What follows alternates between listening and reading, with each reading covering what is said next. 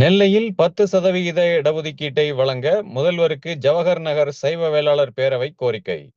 சைவ வேளாளர் பேரவை ஜவஹர் நகர் NGO colony சங்கத்தின் பொதுக்குழு கூட்டம் அன்னை மண்டபத்தில் நடைபெற்றது. இணைச் செயலாளர் சங்கரகுமார் வரவேற்புரையாற்றினார். தலைவர் முத்துசுவாமி தலைமை தாங்கினார். செயலாளர் செந்தில்குமார் ஆண்டறிக்கை மற்றும் பொருளாளர் சிவசுப்பிரமணியன் 2025ஆம் ஆண்டு நிதிநிலை அறிக்கை வாசித்து ஒப்புதல் பெறப்பட்டது. நன்றியுரையை உபத்தலைவர் திரு வ. மீனாட்சி சுந்தரம் வழங்கினார். திரளாக பொதுக்குழு உறுப்பினர்கள் கலந்து கொண்டனர்.